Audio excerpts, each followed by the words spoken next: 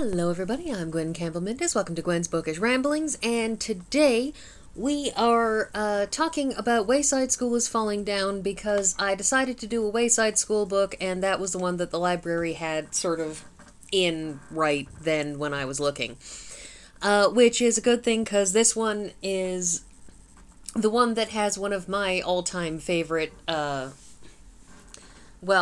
opening line things. Anyways, I'll get to that in a sec. Wayside School, for those of you who don't know, this is a children's book. There are two in recent years, 25 years after the publication of the last book in the series, Louis Sachar decided, I'm going to do another one. 25 years later, out of the clear blue sky. So, who knows?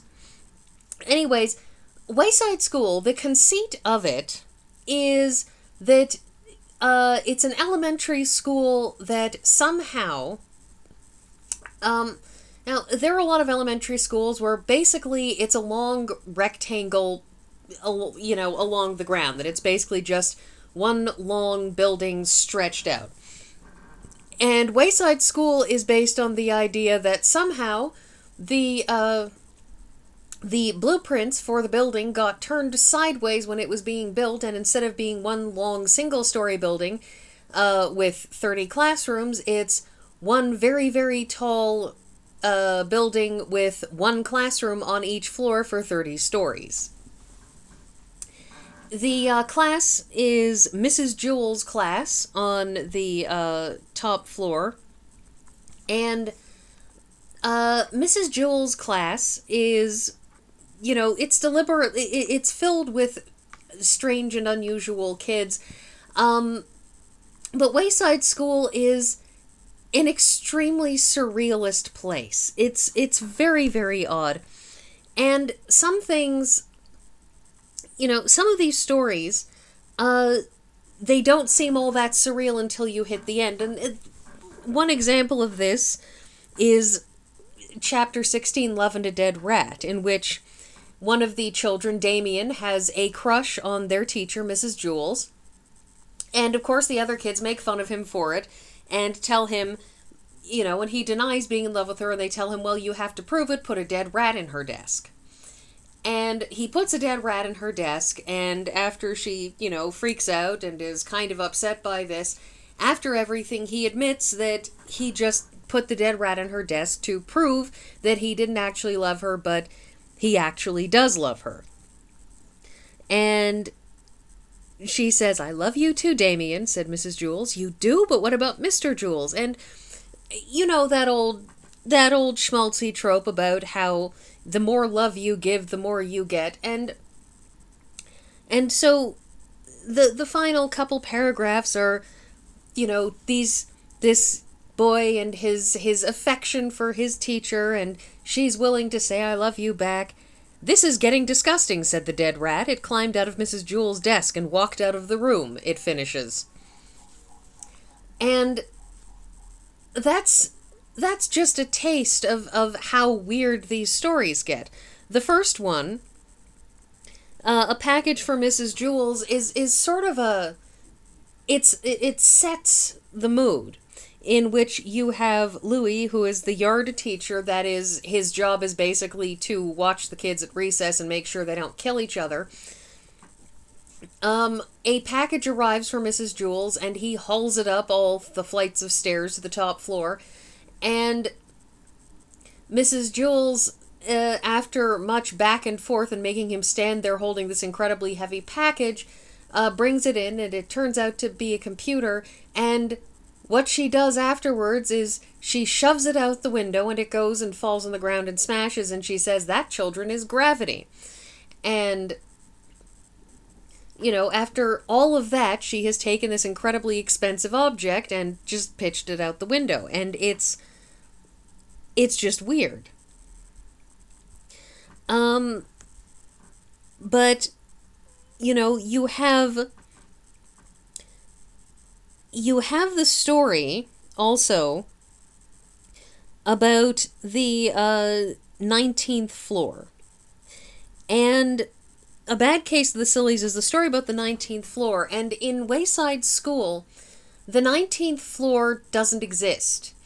It's, it's kind of like a 13th floor where there are a lot of buildings, as we all know, where the floors just go straight from 12 to 13 because there is no 13th, because 13 is bad luck and nobody wants to have a 13th floor.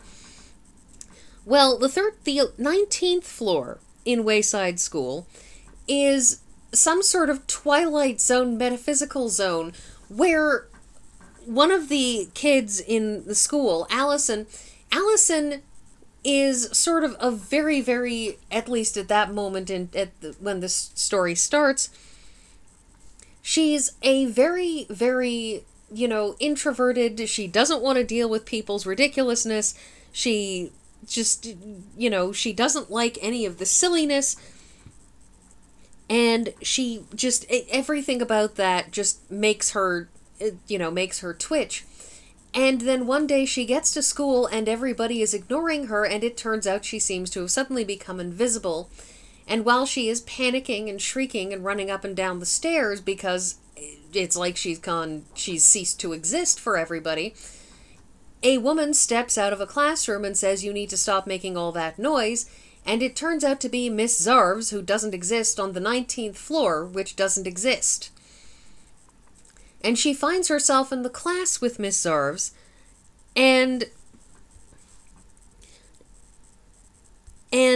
when she is in the 19th story, and this lasts actually for 2 chapters, she finds that, herself, the desks are arranged in clusters of 4, and she's in a cluster with a girl named Virginia, a boy named Nick, and a boy named Ray, but Virginia looked old enough to be her mother, and Nick looked like he should be in high school, and Ray was a couple years younger than Allison.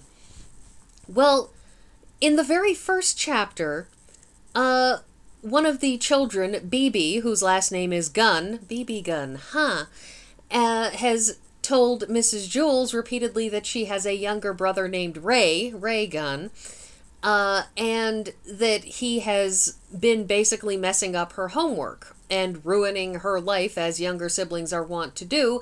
And the end of that chapter is Mrs. Jules, saying, trying to talk to BB's mother, saying, "You need to talk to your son Ray," and Mrs. Gunn says, "Who's Ray?"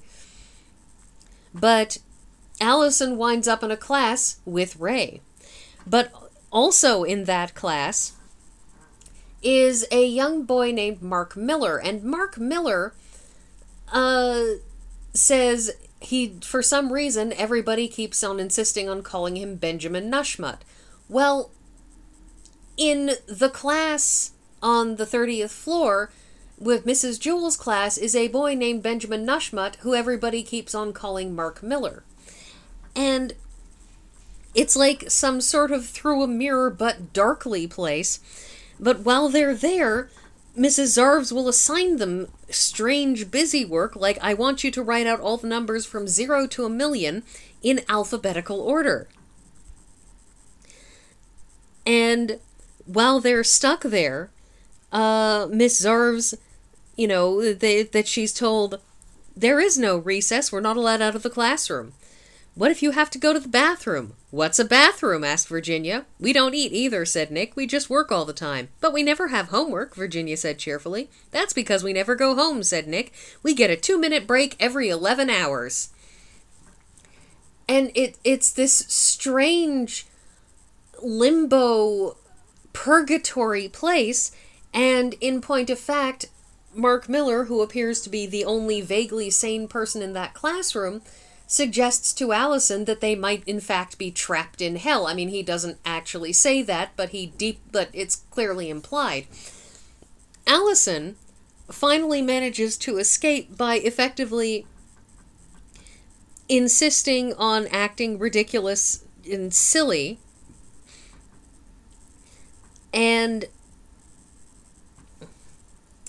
by doing that, she manages to effectively warp herself back to where she was the morning she first found herself on floor 19, at which point she decides she wants to participate in the ridiculousness of the class on the 30th floor. And that's how she escapes. But the whole thing is it's it's not just the one chapter, it's several chapters of just this incredibly bizarre, like I said, like just this Twilight Zone sort of existence. And these stories, they get like that. They're just marvelously surreal. And like I said, the 19th story is, it's there's a horror movie lurking in that, but this is a children's book, and unlike Coraline, does not go that far, and it just stays ridiculous and over the top and silly, but it's still strange and terrifying. The last chapter, which is in effect the titular chapter, Wayside School is Falling Down, involves a fire drill and Mrs. Jewls ringing a cowbell until it calls so many cows into the school that they all basically wind up they wind up you know, basically filling up the entire school until there's you know, nothing left. I'm just trying to find my favorite one, which I don't remember what that one's actually called. Huh. Anyway, there it is. What? It's a single word chapter title. Just what? Number 17. And it opens with the line, "It was purple." And as you read this chapter, you realize that this has been written backwards. And so what you're supposed to do in this chapter, once you figure that out, is you're supposed to go to the end of the chapter and read each paragraph going backwards. So you read the last paragraph first, the penultimate paragraph second, and so on and so forth. And so she gets to class, and Mrs. Jewell is reading a story, and Jenny has missed nearly the whole story and basically arrives just in time for the punchline. And Jenny says, you know, she can't actually...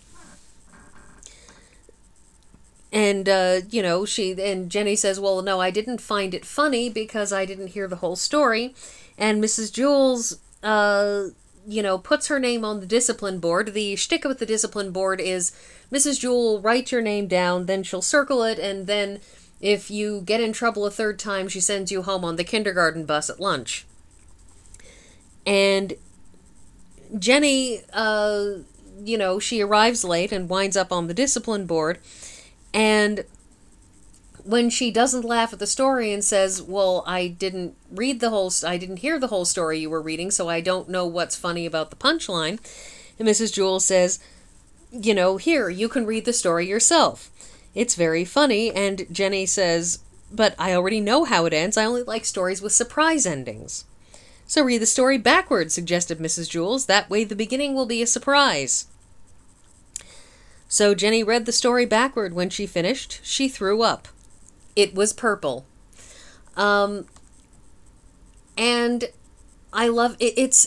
This one is a favorite of mine. I like the cold open of "It was purple" so much. And you know, it's not that it's deeply clever or complex or, you know, any of those things. It's not that it's the cleverest thing in the world to write the story backwards, in effect. It's just, it has this wonderful cold open that you don't expect. So it's my favorite. It's always been my favorite from Wayside School. But these are great books, and they're fun, and they're ridiculous, and if you like surrealist stuff, even as an adult, this is great Twilight Zone, Monty Python weirdness. So yeah, that's everything, and I will see you all next week.